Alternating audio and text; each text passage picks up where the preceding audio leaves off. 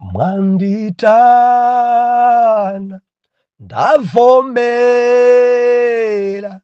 mwanditana ndavomera, mwanditana ndavomera, ndidzakutumikirani Ambuye. Haleluya, ndidzakutumikirani, haleluya, ndidzakutumikirani Ambuye. Haleluya, ndidzakutumikirani, haleluya, ndidzakutumikirani Ambuye. Kulikonse ndidzayenda, kulikonse ndidzapita, kulikonse ndidzayenda, ndidzakutumikirani Ambuye. Ndiulandireni okondedwa omvera konse kumene muli. Henry K. Chale, mtumiki wanu, believer, lero pa 4 June 2025, movie wachiponyeponye, umboni. Mulungu amaitana ndikulumikizisa zinthu. Tikuwerenga buku la Exodo chapter number 3 verse number 1 mpaka na verse number 5. Verse 1. Koma Moses anali kuweta gulu la Yetero mpongozi wace wansembe wa ku Midiani. Anatsogolera gululo mtsogolo mwa chipululu, nafika ku phiri la Mulungu ku Horebu. Ndipo mthenga wa Mulungu anamuonekera mchilangali cha moto chotuluka mkati mwa chitsamba. Ndipo anapenya, ndipo taonani, chitsamba chili kuyaka moto, koma osanyeka chitsambacho. Ndipo Moses anati, ndipatuketu ndikaone chooneka chachikulucho. Chitsambacho sichinyeka bwanji. Verse number 4. Pamenepo Yehova anaitana, pamenepo Yehova ataona kuti adapatuka kukapenya Mulungu ali mkati mwa chitsamba, anamuitana nati, Moses, Moses. Ndipo anati, ndili pano. Verse 5. Ndipo iye anati, usayandikire kuno, vula nsapato zako kumapazi ako, pakuti pamalo upondapo iwe mpopatulika. Atate, mu dzina la Ambuye wathu Yesu Kristo, ulemelelo, matamando ndi mayamiko Mulungu dzipite kwa inu. Ndinu wabwino, Mulungu amene mumaitana, Mulungu amene mumalumikiza. Kulibe ufana nanu, ine ndagoma nanu. Mutilankhulenso lero, tidzudzuleni, ndipo tidzamva m'dzina la Yesu. Amen. Omvera, mu wiki ino ndilinagone kutsimikizika mtima kuti muumboni umene uti udalitsika. Dzulo ndi tsiku limene tinabadwa. dzuloli okondedwa omvera ndimafuna ndiyamikire pano kuti dzulo munasangalala nane limodzi dzuloli kumwamba kulandire ulemu. Nthawi zambiri nthawi ngati ndakhala ndikutumiziridwa nkhuku za pa intaneti. Kamunimvetsetsa pamene paka abusa happy birthday basi kuona nkhuku ya pa intaneti iyo pipi munakuiona ikudulidwa mafuno abwino koma sunga igwire nkhuku umangoyona keke wangotumiza basi ndemene makongolera keke otumiza onchita download amakhala keke opya ndo mangumuyang'ana ende sunga nkhodze sunga nkwire koma ndiyamika Ambuye kuti keke anapezeka makamaka kuchokera kwa ana nyumba kutseruku madotas nonse ni masani nonse Ambuye akudalitseni chifukwa mwayipangisa tsiku la dzulo likukhala lopambana kwambiri. Komanso mmodzi ndinaonene nkhuku yeniyeniyo imeneyo tatafunani ndiyamike. Munthu osayamika tundi mfiti ndikuyamikeni ena mene mwati chonde mene nja Fanta ena nkumati mugule nkhuku imeneyo yafika pari yachitika inali tsiku labwino kwambiri ndipo nabwera dzitumiki angapo daini nthawi yabwino amapemphero kumwamba kulandire ulemu komano apa banja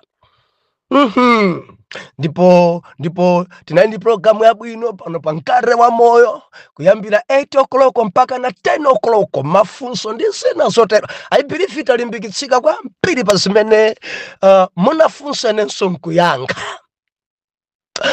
Ambuye akudalitseni. Ena munatipempherera Ambuye akudalitseni. Wina kuti sinapangeke na osadandaula.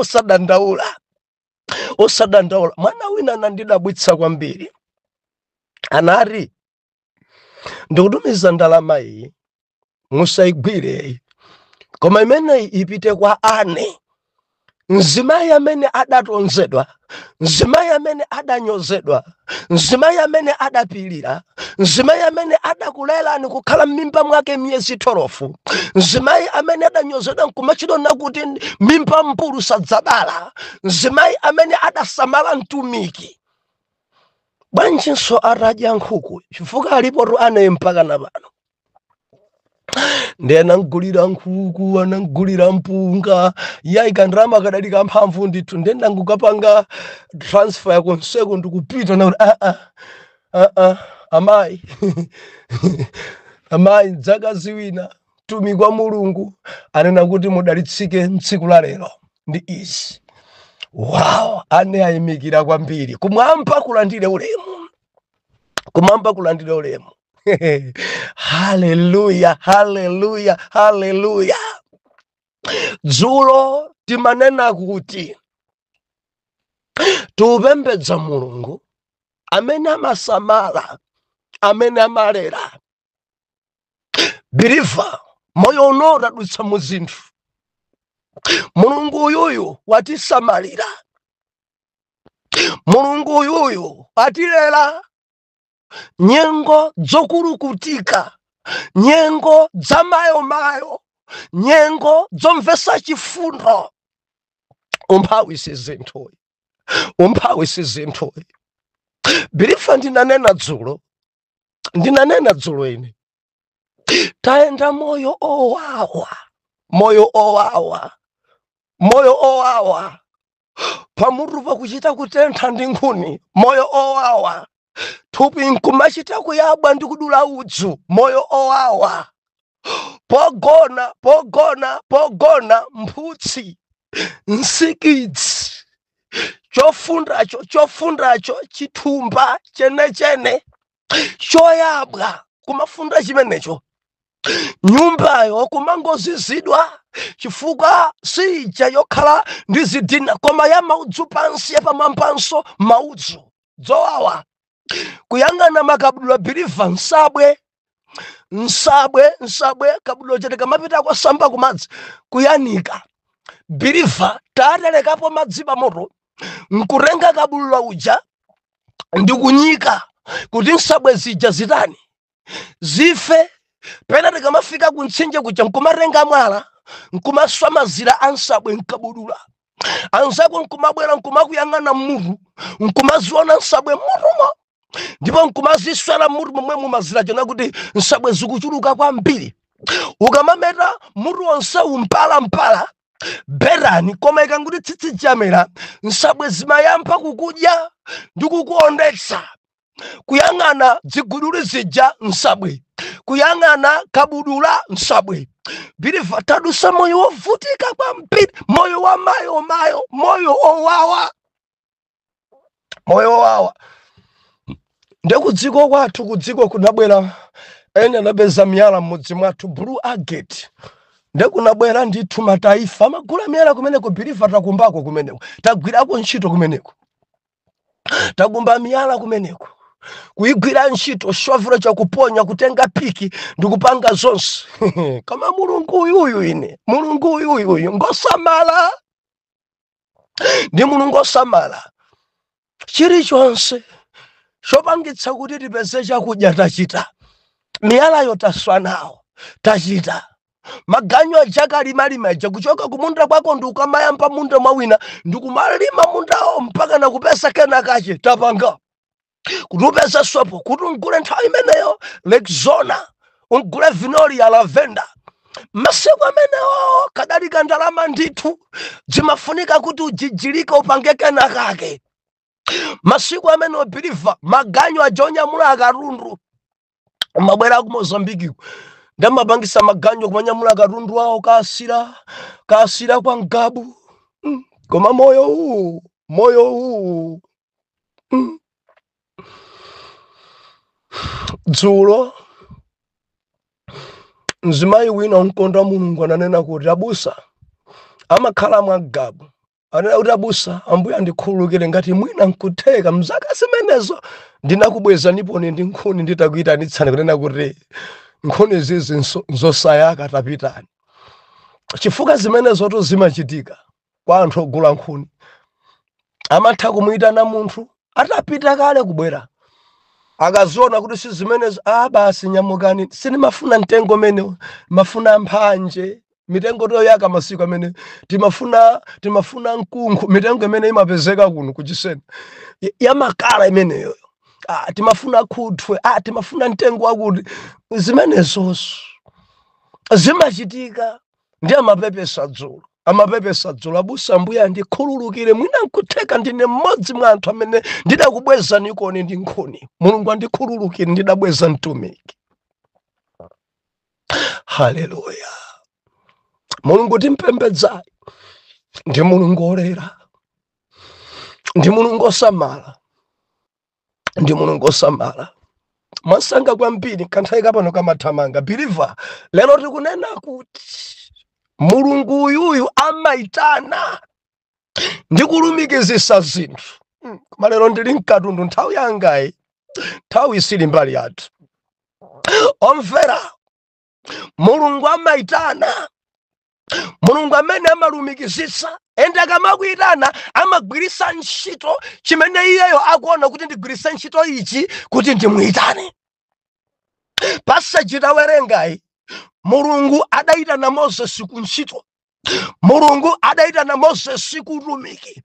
Baibulo lina kuti mtumiki uyuyu ankawera nkhosa za Yarero ali ku chipululu kutchire ekha mulungu adamuyitana. Chimene adagwirisa ntchito Jehova adagwirisa ntchito chitsamba nkuyaka moto endi Jehova nkukhala pa chitsambapo chitsambacho nkuchiyatsitsa moto.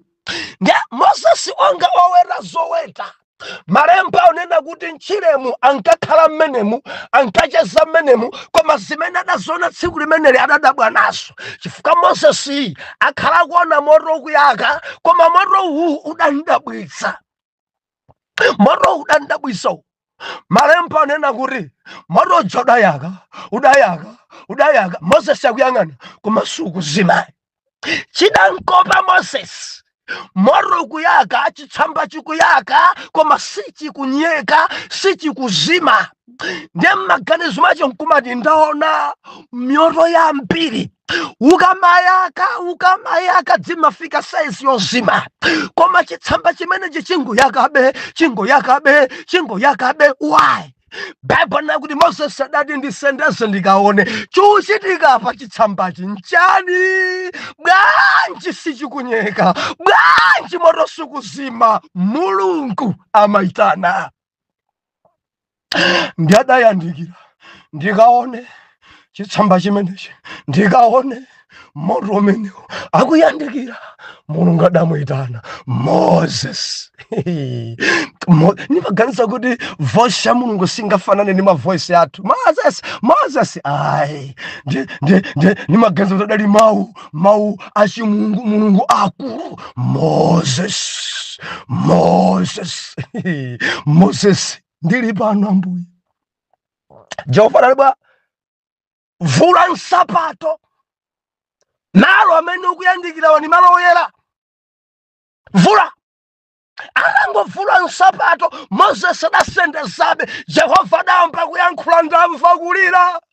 Ananga ku Egypt, ananga azunza Farao, ananga alipa ukapolo, ananga ndikukutuma kuti upite ukaombole Israeli, ndikukuitana ndine, pita ukaombole mpumba. Udabadwa pa mission imeneyi, pita ukaombole mpumba. Jehova amaitana.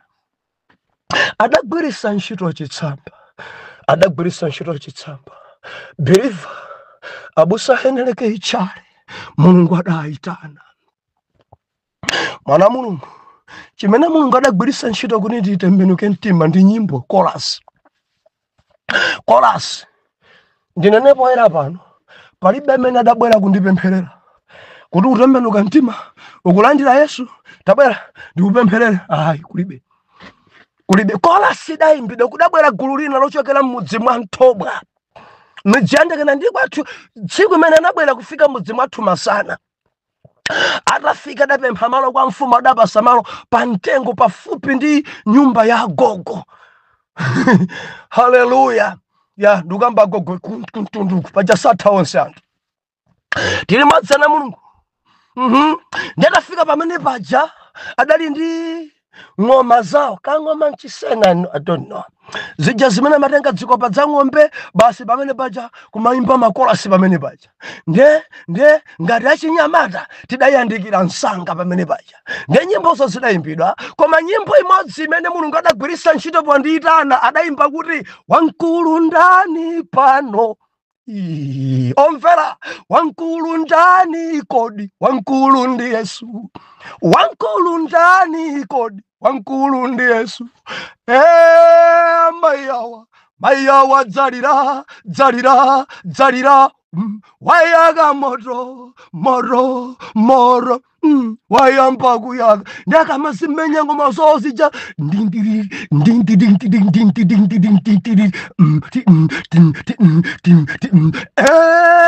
Mayawa dzalira. Oh, wayaga moro. Wayamba kuyaga. Mara huyo adzalira. Wayaga moro. Wayamba kuyaga. Wankulu ndani kodi, wankulu ndi Yesu. Wankulu ndani pano, wankulu ndi Yesu. Nyimbo iyi idazunza. Nyimbo iyi Jehova adayigwirisa ntchito kutakasa mkati mwanga. Nyimbo iyi idagwesa msozi m'maso mwanga. Nyimbo iyi ndidachoka pamalo apa iwo asanamaliza. Tamanga kulima amayi, wankulu ndi Yesu. Wankulu imene nkuti mavuto, mazunzo, kukwizingika. Mwana Mulungu umphawi. Ena simudaone ndipo simukudzi, mumangomva dzina limeneli. Ndinapita misozi ili m'maso. Amayi, wankulu ndi Yesu. Dziko linolo anthu adzalira endi moto dzayaka. moto dzayaka. Nyimbo imene yoyo idazunza mtima wanga mpaka nanthu ajadapita moyo wanga Mulungu ataulumikizisa. Mukumbukire mudzi mwathu chali chimulibe, mudzi mwathu mulibe mbusa aliyense. Anthu adangobwera kudzangotumikira nkubwerera, ndekuti adasiya mtolo, adabala koma osadziwa kuti abala, adapulumusa koma sadadziwe kuti apulumusa. Mudziwa nyimbo imachita kwakukulu. Nyimbo adagwirisa ntchito yawe onga chitsamba pa moyo wanga. Nyimbo ndimene idasintha mtima wanga. Amaitana Jehova ndi kulumikizisa. Adandiyitana pagwirisa ntchito nyimbo. Mwina mukayang'ana nyimbo ilibepo message yoti munthu akhoza kutembenuka mtima. Koma Mulungu akakufuna kukuyitana, zopheka zomwezo, zonyozeka zomwezo, Mulungu amazigwirisa ntchito kuti akumane nawe, akuchose penapa. Chorus. Ne mudzi muja branch idadzayambika. Pingo dabwera kukhazikika. Ndine ndidakapita ngati kojoina. Ndinali ngati kuti chachikulu chachitika kale paine. Ndidangopita kojoina. Nditapita kojoina kopemphera kumene kuja. Mulungu adandipasa luso ya maimbidwe. Mwana Mulungu ndinkayimba nkukula kuno. Ndalembapo nyimbo ine. Nkukula kuno. Ndayimba kwaya. Ndatsogolera kwaya. Chaka chimenechi chidali chaka cha 1992. Chaka cha 1992. Tinosana mtima udapweteka, mtima udawawa. Ndatamba kupemphera, tamba kuimba nyimbo, tamba kulemba makwaya. Ndaenda ndikutumikira makwaya. Ndafika Blantyre chakuchilimba uko. Ndikuimba kwaya ndafika kuchirobwe. Chakuchirobweko ndikuimba kwaya. Cha mu East Bank mchikwawa mutazungulira misonkhano.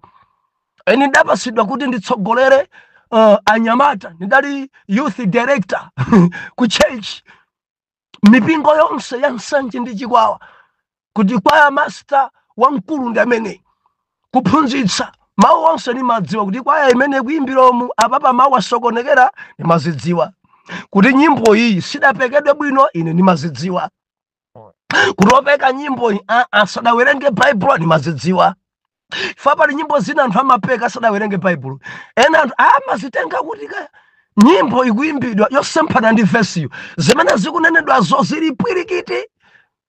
Hallelujah. Ola wina akamaimba nyimbo kuti apeka nyimbo akuimba kakupita katulusa nyimbo ija ku studio akamaitulusa nimazondera maimbidwe awawa ayi. Mulibemo message. Kuyamba nyimbo ndi part 1 yomwe kumalizaso ndi part 1 nkhani yokayoka iya tini makolas ndipo makhala part 1 part 2 part 3 nyimbo zikhala ni mapati ndipo BDE isamafanana ndi iyo chuni cha nyimbo isamafana ndi chuni cha nyimbo. Mukudziwa ena nyimbo zonse zimangokhala cha BDE imodzi chuni chimodzi kusiyana uthenga basi kumakhala kuti luso palibe. Koma waluso amadzona kuti nyimbo iyi chuni chache chikhala ichi, BDE yache ikhala iyi, nyimbo iyi ithamange iyi ikhala yofulumira iyi, nyimbo iyi kumazidziwa zimenezo. Ine ndalembapo nyimbo.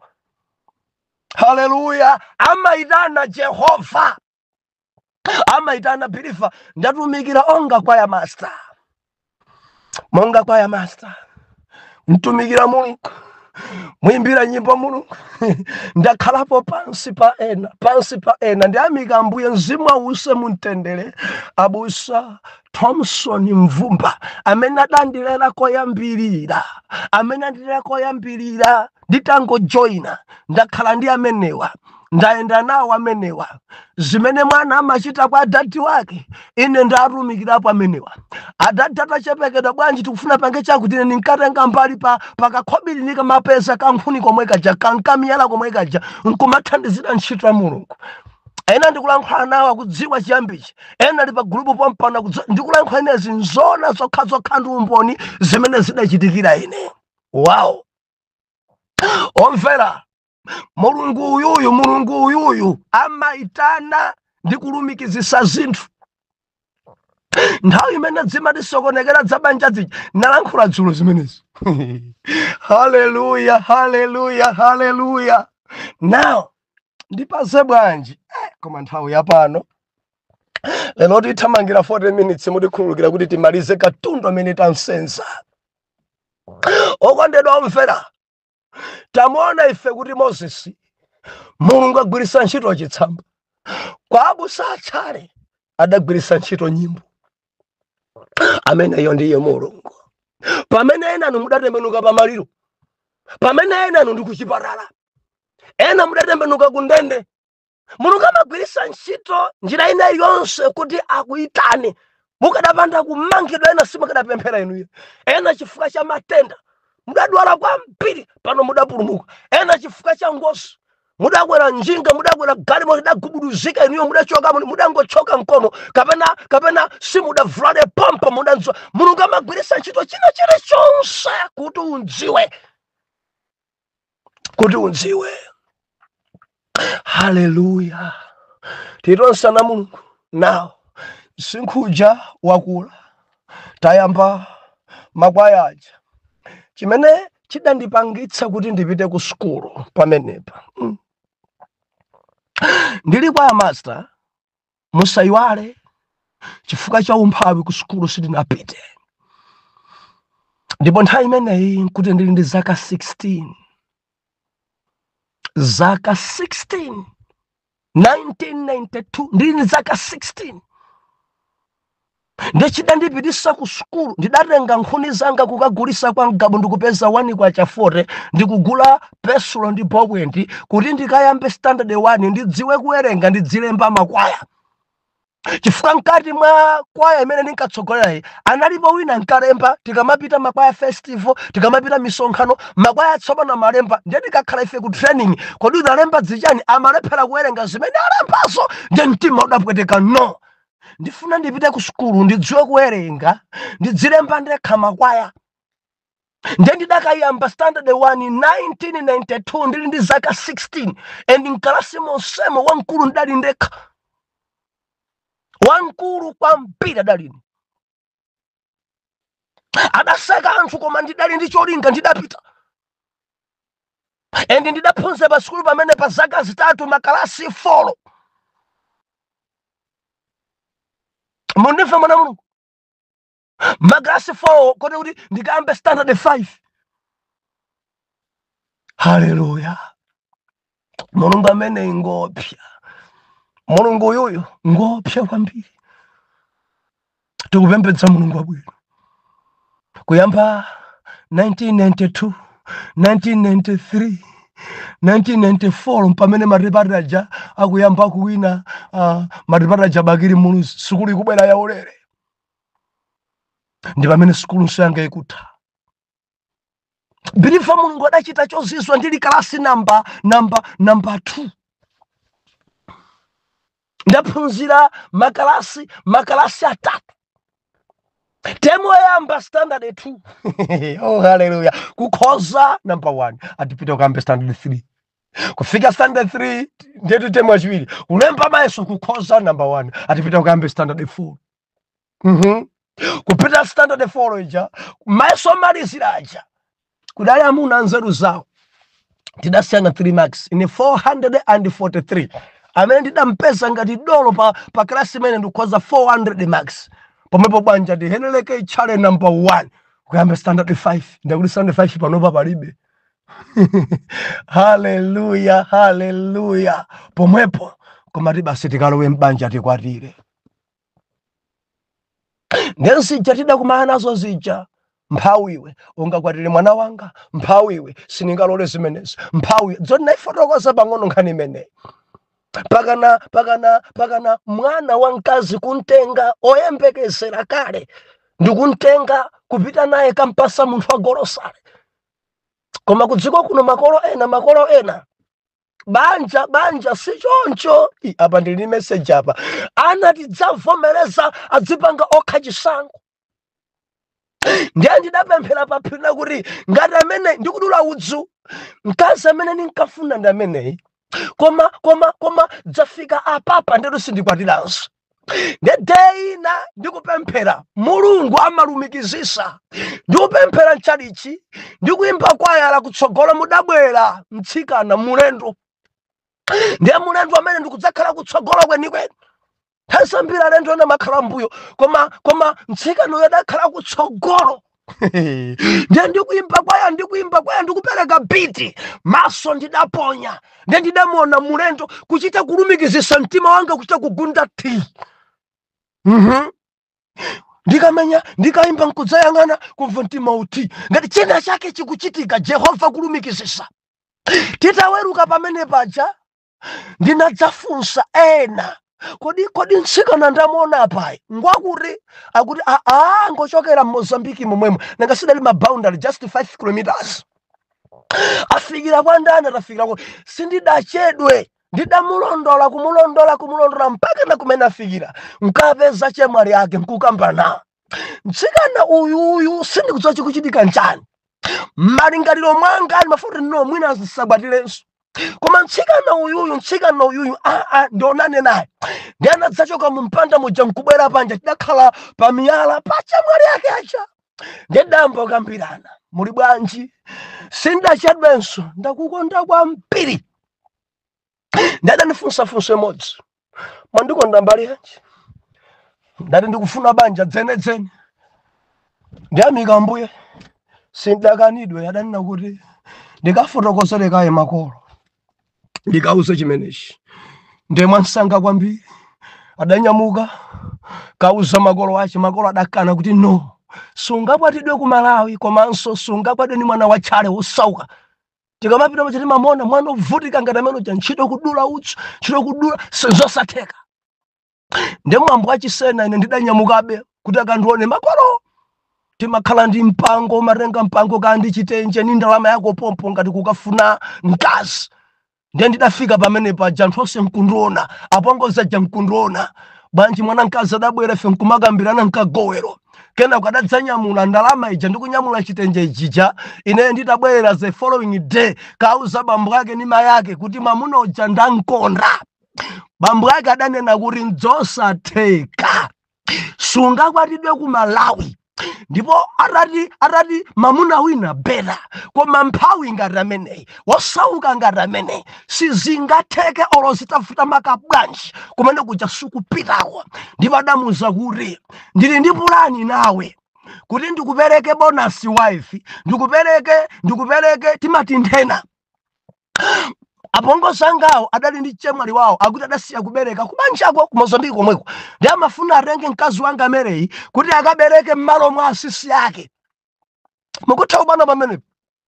Ndiye mwana mkazi adati no, ine ndikufuna mamuna wanga endi ndakonda mphawi. Mphawi ameneyi ndankonda ameneyi. Mwana Mulungu, mwana adakakamira, bambo adakana. Moipeza mochita mopasa nkhani. Tidadikirira mwezi 1, mwezi 2, mwezi 3, mwezi 6 idatha bambo achakukana. Ine ndikupitabe chonde, ndikupitabe ankolo akupitabe kumene kuchonda kukanikika nkhani yake mphawi sangakwatire mwana wanga. Nkhondo zimenezi mwana Mulungu ndakumana nazo. Takumana nazo. Nde apongoza akazi ama ndikonda kwambiri maibusa mayawo, koma bambo amakanikika. Zosatheka ine ndikapitapo kuti ndapita kocheza basi amakhala chete. Ndikangoti ndachoka mauza anthu akangobweranso pano ndi mbaya ndi mpeda menoja ndingenda ndi mtibula ndi dzimitengo mumuza sadzabweranso pano. Ndiye mauthenga jama ndipeza kuti atengo akupitanso akakuthidzimula. Ndende ndimapitabe. Ndiye tsiku lina patadusa okondedwa omvera, miezi 10, mwezi wa namba 11 apongoza akazi adari, bambo iwe ndi mpongozanga, iwe ndi mkamwini wanga, mwana wanga akukonda, inenso ndakukonda, koma bambo yake akukana. Ndadanduza kuti mwana uyu amene ukumfunayi adachoka m'mimba mwanga. Ukabwera kuno samapitenso yayi udzigono. ndiyene ni madiga muna zichitike zadongozi zakhaso ngati zina zijaye tsiku lina pongozi akazi awa ndikucheza kumadzulo chamalaundi 7-8 then ndabwereka njinga kumudzi nanga sinkurali kuti pobwerera chamalaundi 9-10 ndipalase njinga ndifike kumudzi ndapongozi ajadaitenga njinga yanga jakairowesa nyumba mwawo kuti ndisapitenso ndekudayamba shawazi wa ine ndituluke panja ndione njinga palibe njinga nkakuti kazwa tasatayangana nde mere ukayangana kapeza njinga mayake aitsekera nyumba aloka sokale ndekuti tilipo awiriwiri nyumba apongozi andipasa mpata lilizi ndi mkazi wako chita naye linjira yokhayo ngati sichasi ndatatsala awiriwiri gowero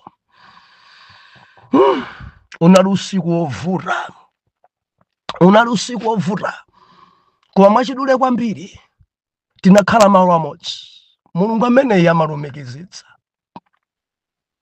ndikutenga njinga yanga mmawa adandipatsa nkubwerera mulungu amene ndiye ndidatu mwezi namba 12 ndati ndingapita basi ndigone kumeneko ndibwerere mukudziwa chimene ndikutanthauza ndidatopa kuona nyamata anzanga mpira ndi ana ndiye ndidanyamuka kupita mudzi mutema choti magomero kuti ndikafune mkazi wina ndidapita kumeneko ndakumana ndatsika ndakambirana nawo kuti idali Saturday kuti lachiwiri ndibwera ndikachoka kumsika yoyendayendayi ndikagule kumeneko nsalu ndi ndalama ndipeze ndidzapereke kuti ndikufuna mkazi uyuyu wa ku Mozambique bambo acha kundikana kuti ndosauka and imeneyo nditakambirana ni mkazi wina mudzi ku magomero atandivomereza kuti kuno kulibe chotchinga bwera kuti makudziwa ngati kwa master okondedwa omvera ndi pamene munthu wina woledzera anafika ku Mozambique kwa apongozi ndikumpeza mere atakhala pa khonde pa nyumba ya mai yake